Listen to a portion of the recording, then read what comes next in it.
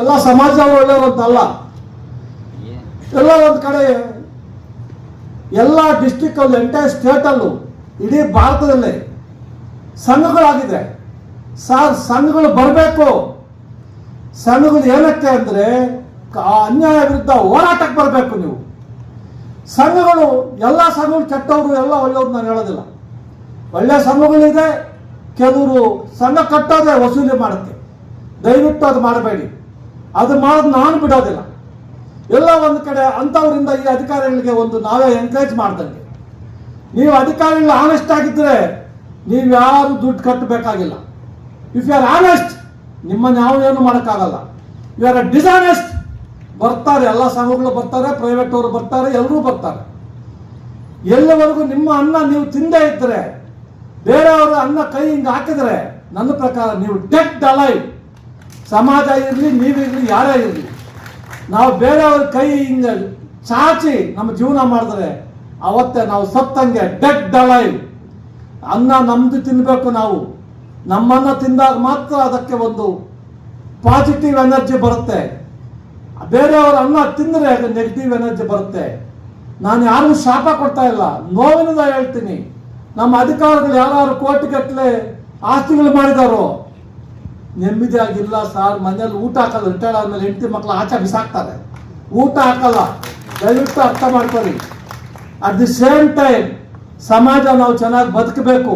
ಯಾಕಂದ್ರೆ ನಾನು ಊರೂರಿಗೂ ಹೋಗ್ತಾ ಇದ್ದೀನಿ. ಇವಾಗ ಆಶ್ರಮಕ್ಕೆಲ್ಲ ಹೋಗ್ತೀನಿ, ಆಸ್ಪತ್ರೆಗೆಲ್ಲ ಹೋಗ್ತೀನಿ. ತಂದೆ ತಾಯಿನ ತಂದು ಆಸ್ಪತ್ರೆ ಬಿಸಾಕ್ ಹೋದ್ರೆ ಮಕ್ಕಳ ಕಡೆ ಬರೋದೇ ಇಲ್ಲ. ಅಂತ ಮಕ್ಕಳು ಬೇಕಾ ನಮ್ಗೆ? ಬೇಡ ಅಂದ್ರೆ ಅದಕ್ಕೆ ಕಾರಣ ನಾವು ಅವರಿಗೆ ಒಳ್ಳೆ ವಿದ್ಯಾಭ್ಯಾಸ ಕೊಡಿಸಿ, ಸಂಸ್ಕಾರ ವಿದ್ಯಾಭ್ಯಾಸ ಇರಬೇಕು. ಸಂಸ್ಕಾರ ವಿದ್ಯಾಭ್ಯಾಸ ಇಲ್ಲದೆ ಇದ್ದರೆ ಒಬ್ಬ IAS, IPS, ಒಬ್ಬ ಜಡ್ಜು, ಒಬ್ಬ ರಾಜಕಾರಣಿ ಅವನ ಸಂಸ್ಕಾರ ಇಲ್ಲ. 99% ಬಂದು 100% ಕರಪ್ಟ್ ಆದ್ರೆ ಈ ದೇಶಕ್ಕೆ ದೊಡ್ಡ ಹೊರೆ. ಅದು ಆಗಬಾರ್ದು ಅಂದ್ರೆ ನಮ್ಮ ಮಕ್ಕಳು ನಮ್ಮ ಸಂಸ್ಕಾರ ಕಲಿಸ್ಬೇಕು. 35% ಸಾಕು, 50% ಸಾಕು ಬದುಕಕ್ಕೆ. ತೆಂಗಿನಕಾಯಿ ಮಾರೋವನು 1 ಲಕ್ಷ ಸಂಪಾದನೆ ಮಾಡ್ತಾನೆ, ತರಕಾರಿ ಮಾರೋ 1 ಲಕ್ಷ ಸಂಪಾದನೆ ಮಾಡ್ತಾನೆ. ಅವನಿಗೆ ಒಂದು ಏನು ತೆಂಗಿನಕಾಯಿ ಸುಮ್ಮನೆ ಹಿಂಗೆ ಅಂತಾರೆ ಒಂದೇ ಸಲ, ಅಷ್ಟು ಡೆಡಿಕೇಶನ್ ಇರುತ್ತೆ.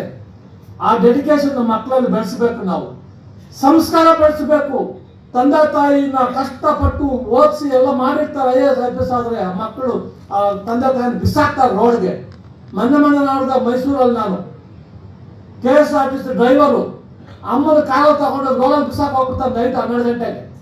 ಯಾರೋ ಪುಣ್ಯಾತ್ಮರು ನಮ್ಮ ಜನ ಹಿಡ್ಕೊಂಡ್ಬಂದು ಮಾಡ್ತಾರೆ. ಸುಮಾರು ಕೇಸುಗಳು ನಮ್ಮ ಮುಂದೆ ಬರ್ತವೆ. ಅಪ್ಪ ಅಮ್ಮನ ಊಟ ಹಾಕಲ್ಲ, ನನ್ನ ಮುಂದೆ ಬರ್ತಾವೆ. ಸ್ವಾಮಿ ಊಟ ಹಾಕ್ತಾರೆ ನನ್ನ ಮಕ್ಕಳು ಅಂತ. ನಮ್ಮ ಅಧಿಕಾರಿ ಒಬ್ರು ಪೊಲೀಸ್ ಅವ್ರು ಯಾಕೆ ಹಾಕಿಲ್ಲ ಅಂತ ಇಂಪ್ಲಿಮೆಂಟ್ ಮಾಡಿಲ್ಲ ಆರ್ಡರ್ ನಾನು ಕರೆದ್ರೆ, ನಮ್ಮ ಪೊಲೀಸ್ ಅಧಿಕಾರಿ ಒಬ್ರು ಬಂದು, ಸರ್ ಸೊಸೆ ಸತ್ತೋಗ್ತೀನಿ ಎದುರಿಸ್ತಾಳ ಸರ್, ಆಸ್ತಿ ಅಪ್ಪ ಅಮ್ಮಂದ್ರಿ, ಸ್ವಚ್ಛ ಎದುರಿಸದ ಅವ್ರು ಯಾಕೆ ಎದುರ್ತೀರಿ ನೀವು? ಅವ್ರು ಸಾಯ್ಲಿ, ಎತ್ತಾಕ್ರಿ ಮನೆಯಿಂದ ಆಚೆ ಅಂತ ಆರ್ಡರ್ ಮಾಡಿದೆ ನಾನು. ಅದಕ್ಕೆ ನಾವು ಕಠಿಣವಾಗಿರ್ಬೇಕು, ಸಂಸ್ಕಾರವಾಗಿರ್ಬೇಕು. ಸಮಾಜ ಸಂಸ್ಕಾರ ಆದ್ರೆ ಈ ದುಷ್ಟ ಭ್ರಷ್ಟಾಚಾರ ಅದಕ್ಕೆ 79 ವರ್ಷ ವಯಸ್ಸದಕ್ಕೆ 148 ಕೋಟಿ ಭಾರತೀಯರ ಕಾರಣ. ನಾವು ನೀವೆಲ್ಲ ಕಾರಣ. ಅದನ್ನು ತೆಗಿಬೇಕಂದ್ರೆ ಪ್ರತಿಯೊಬ್ಬರು ಸಂಕಲ್ಪ ಮಾಡಬೇಕು.